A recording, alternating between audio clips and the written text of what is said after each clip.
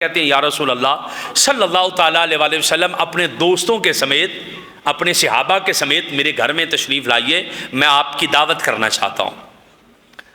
آقا علیہ الصلوۃ والسلام نے دعوت کو قبول فرما لیا۔ جب حضور نے دعوت کو قبول فرمایا، نبی پاک صلی اللہ تعالیٰ علیہ وآلہ وسلم حضرت عثمان غنی کے گھر کی طرف چلے۔ جب حضرت عثمان غنی کے گھر کی طرف چلے تو حضرت عثمان غنی پیچھے پیچھے جا رہے ہیں، آقا علیہ الصلوۃ والسلام کے پیچھے پیچھے سفر کر رہے ہیں، اور جہاں جہاں حضور قدم رکھتے ہیں عثمان غنی گنتے جاتے ہیں، 1 قدم ہے، 2 قدم ہے، 3 قدم ہے، 4 قدم۔ آقا علیہ الصلوۃ والسلام نے فرمایا اے عثمان، یہ میرے قدم کیوں گن رہے ہو؟ میرے قدم گنتے جا رہے ہو، اس کی وجہ کیا ہے؟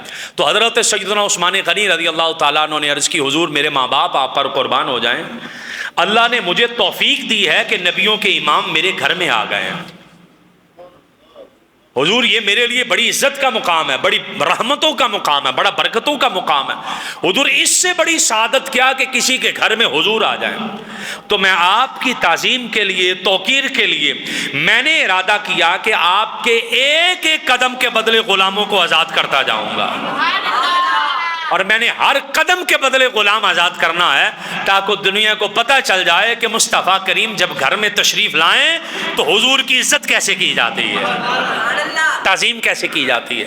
یہ حضرت سیدنا عثمان غنی صدقے جا رہے ہیں، واری جا رہے ہیں کہ آقا میرے گھر آ گئے ہیں، اور ایسا عزت اور مقام اور مرتبہ آقا علیہ الصلوۃ والسلام کی اس آمد کی وجہ سے اپنا محسوس کر رہے ہیں کہ آج میرے گھر میں حضور آ گئے ہیں۔ جب نبی پاک صلی اللہ تعالیٰ علیہ وآلہ وسلم سے عشق اور محبت کا عالم یہ ہے، اور نبی پاک صلی اللہ تعالیٰ علیہ وآلہ وسلم کی ایک بڑی خوبصورت محبت کی آپ کی روایت ملتی ہے کہ حضرت سیدنا عثمان غنی نے آقا علیہ السلام سے کتنی محبت کی، اور آقا کی آل سے کتنی محبت کی ہے، آقا کے گھر والوں سے کتنی محبت کی ہے۔ اب یہ بات سنیے گا، نبی پاک صلی اللہ تعالیٰ علیہ وآلہ وسلم کا فرمان موجود ہے، آقا نے فرمایا کوئی بندہ اس وقت تک کامل ایمان والا نہیں ہوتا جب تک کہ میں اسے اس کی جان سے زیادہ پیارا نہ ہو جاؤں، اور پھر فرمایا میری اولاد اس کو اس کی اپنی اولاد سے زیادہ پیاری نہ ہو جائے، میری آل اس کو اس کی اپنی آل سے زیادہ پیاری نہ ہو جائے، جب تک وہ اپنی ذات سے زیادہ میری ذات سے محبت نہ کرے وہ کامل مومن نہیں ہوتا۔ حضرت سیدنا عثمان غنی رضی اللہ تعالیٰ عنہ کی اس محبت کا عالم دیکھیے گا کہ حضرت سیدہ عائشہ صدیقہ رضی اللہ تعالیٰ عنہ فرماتی ہیں کہ ایک ایسا ٹائم آیا کہ 4 دن گزر گئے، نبی پاک صلی اللہ تعالیٰ علیہ وآلہ وسلم کے گھر میں کچھ پکا نہیں، 4 دن تک کچھ کھایا نہیں۔ ذرا تصور کیجئے گا، 1-2 ٹائم کھانا نہ پکے تو کیا بنے۔ 4 دن ایسے گزر گئے آقا علیہ الصلوۃ والسلام کے گھر مبارک پر کہ کوئی چیز نہ کھائی۔ آقا علیہ الصلوۃ والسلام نے اپنے گھر والوں سے پوچھا کہ تمہیں کوئی چیز ملی ہے کھانے پینے کے لیے؟ انہوں نے عرض کی حضور آپ کچھ لائیں گے تو ملے گا، آپ کچھ لائے نہیں تو ملے گا کہاں سے؟ حضرت سیدہ عائشہ فرماتی ہیں بچے بلک اٹھے، بچے بے چین ہو گئے بھوک سے۔ جب ہم نے یہ بات کہی نا تو اب آقا علیہ السلام کے طریقے پر اور آقا کی سنت کو اور آقا علیہ السلام کی عبادت کو دیکھیے گا، آقا اٹھے، وضو فرمایا، مسجد چلے گئے، اور کبھی یہاں جا کر نفل پڑھیں پھر دعا مانگے، پھر وہاں جا کر نفل پڑھیں دعا مانگے، وہاں جا کے نفل پڑھیں دعا مانگے، جگہ بدل بدل کے نفل پڑھیں اور دعا مانگے، نفل پڑھیں دعا مانگے، نفل پڑھیں دعا مانگے۔ اتنی دیر میں حضرت سیدنا عثمان غنی ہمارے گھر آ گئے۔ حضرت عائشہ فرماتی ہیں انہوں نے آ کر ہم سے پوچھا کہ کیا صورتحال چل رہی ہے۔ حضرت عائشہ کہتی ہے کہ میں نے کہا نہ بتایا جائے کہ ہمارے گھر کی کیا صورتحال ہے۔ پھر میں نے کہا کہ حضور نفل پڑھ رہے ہیں، ہو سکتا ہے عثمان کو خود خدا نے بھیجا ہو۔ آقا علیہ السلام نفل پڑھ رہے ہیں، میں نے حضرت عثمان غنی کو ساری صورتحال بتائی۔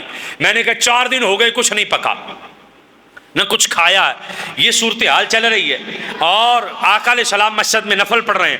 حضرت عثمان غنی رضی اللہ تعالیٰ عنہ نے جب یہ بات سنی تو رو پڑے، اور آپ نے فرمایا کہ اے ام المؤمنین، اے ہماری ماں، حضرت عائشہ سے فرمایا، حضرت عائشہ کی عمر بہت کم ہے حضرت عثمان غنی سے، فرما رہے ہیں اے ہماری ماں۔ یہ حیا والے لوگ ہیں جو حضرت عائشہ کو اپنی ماں کہہ رہے ہیں، اور وہ بندہ بے حیا ہوتا ہے جو حضرت عائشہ کا حیا نہ کرے۔ وہ بندہ بے حیا ہے جو آقا علیہ الصلوۃ والسلام کی بیوی حضرت سیدہ عائشہ صدیقہ بلکہ حضرت عائشہ کے علاوہ کل امہات المؤمنین کا حیا نہ کرے۔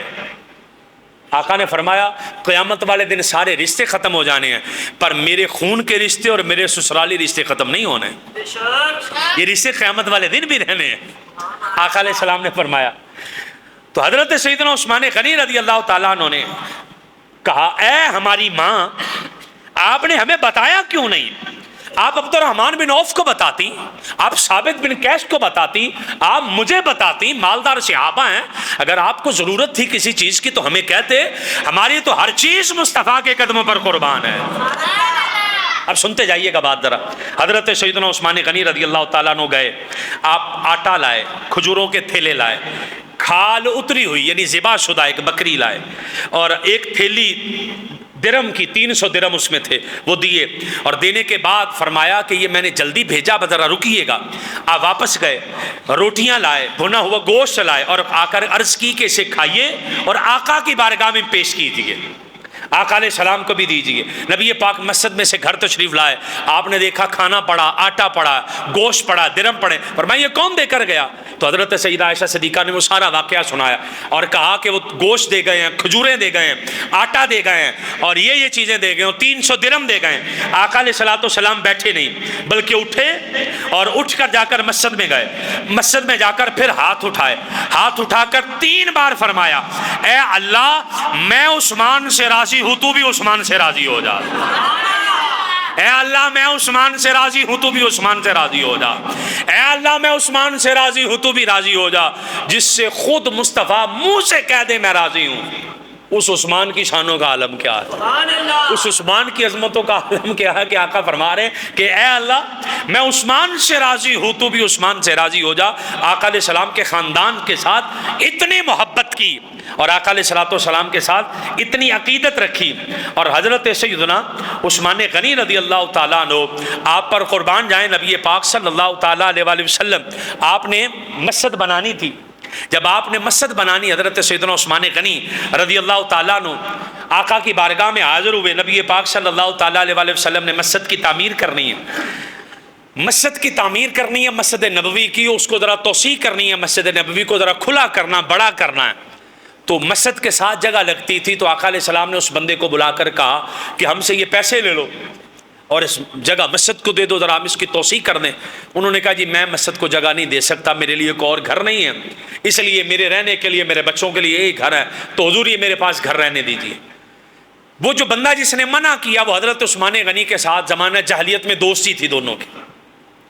حضرت عثمان غنی اس بندے کے پاس گئے اور آقا علیہ السلام نے اس بندے سے کہا کہ تم مجھ سے پیسے لے کے مجھے جگہ دے دے، میں تجھے جنت میں محل بھی عطا کروں گا، پیسے بھی لے لے، جنت میں محل بھی لے لے۔ جب اتنی بات کہی وہ بندہ نہیں مانا، اس نے کہا نہیں حضور میرے لیے رہنے کی جگہ کوئی نہیں اور میرے پاس اور کوئی رہائش نہیں میرے بچوں کے لیے، تو میری عرض قبول فرمائیں۔ آقا علیہ السلام نے جب یہ بات سنی، حضرت عثمان غنی کو پتہ لگا، حضرت عثمان غنی رضی اللہ تعالیٰ عنہ کا اس بندے کے ساتھ دوستانہ تھا زمانہ جاہلیت میں، آپ اس کے پاس گئے، 10,000 دینار میں وہ مکان خریدا۔ 10,000 دینار کا مطلب سمجھتے ہیں 10,000 سونے کا سکہ، کروڑوں روپے کی وہ جاگیر بننی ہے، جائیداد بننی ہے جو حضرت عثمان غنی نے خریدی ہے، اسے کہتے ہیں دل اور گردہ۔ کروڑوں روپے کی جائیداد خریدی، آقا کی بارگاہ میں آ کر کہنے لگے، اب انداز دیکھیے گا حضور آپ نے فرمایا کہ وہ جنت، وہ جو مسجد کے پڑوس میں جگہ ہے اگر وہ بندہ آپ کو دے دیتا ہے تو آپ اسے جنت میں محل دیں گے؟ آقا نے فرمایا ہاں اگر وہ ہمیں دے دیتا ہم اسے جنت میں محل دیں گے، ہم اس کو جنت میں محل عطا کریں گے۔ تو حضرت سیدنا عثمان غنی کہنے لگے حضور اگر وہ محل میں لے دوں تو مجھے جنت میں محل مل جائے گا؟ سبحان اللہ، اگر میں لے دوں تو مجھے جنت میں محل مل جائے گا؟ آقا نے فرمایا ہاں عثمان تجھے بھی مل جائے گا۔ جب اتنی بات کہی نا تو حضرت عثمان ہاتھ جوڑ کر کہتے ہیں حضور وہ مکان میں نے خرید لیا، میں نے وہ مسجد کو دیا، میرا جنت والا محل پکا فرما دیجیے، حضور میرا جنت کا محل پکا فرما دیجئے۔ آقا علیہ السلام نے جب یہ بات سنی نا تو آقا نے فرمایا کہ اے لوگو میں نے عثمان غنی کو وہ جنت کا محل دیا، تم اس پر گواہ ہو جاؤ، میں بھی اس سے راضی ہوں، میرا خدا بھی راضی ہے۔ وہ پہلے روٹی اور کھانا دے کر آئے تب راضی، اب یہاں پھر راضی۔ اور آقا علیہ السلام نے جیش الاسرا जिसे हम कहते हैं ग़ज़वा तबूक, नबी पाक सल्लल्लाहु ताला अलैहि वसल्लम वो जंग लड़ने के लिए निकले तो नबी पाक सल्लल्लाहु ताला अलैहि वसल्लम ने ऐलान फरमाया मिंबर पर खड़े होकर, हाँ भाई तंगी का साल है। और वो साल कैसा था, इस पर आप अहबाब तवज्जो फरमाइएगा। साल ऐसा था कि खजूरें बिल्कुल पकी हुई हैं और बिल्कुल उतरने का टाइम है और लोगों के पास खाने के लिए कोई चीज़ नहीं है। इतनी तंगी है कि लोग घास तक खा रहे हैं क्योंकि खजूरें उतरने वाली हैं। और सारा साल अरब इन दिनों का इंतज़ार करते हैं कि कब ये दिन आएंगे हम अपने बागों में बैठकर पेट भर के खजूरें खाएंगे, ठंडे पानी पिएंगे।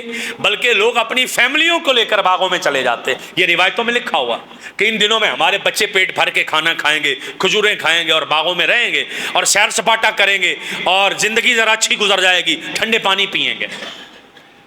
बिल्कुल वो तैयारी के दिन है और खजूरें आने के करीब हैं। आका अलैहिस्सलाम ने ऐलान फरमाया तबूक की जंग लड़नी है, सहाबा किराम उसकी तैयारी करो। अब सहाबा उसकी तैयारी कर रहे हैं और बिल्कुल टाइम है, जैसे हमारे यहाँ नहीं सीज़न आ जाते, किसान के लिए गंदम का सीज़न आ गया, उसके लिए मुंजी का सीज़न आ गया, ये इसी तरीके से कमात का सीज़न आ गया, या किसी दुकानदार के लिए ईद आ गई, कपड़े बिकने हैं, वो सीज़न आ गया उसका। और इन दिनों में उसे कहो फलाना काम है, वो आपको ठोक के कह देगा आगे से मेरा सीज़न है, वो टका के जवाब दे देगा मेरा सीज़न है, मैं आगे पीछे नहीं हो सकता। आका ने ऐलान किया अभी सीज़न आ गया, चलो जिहाद के लिए।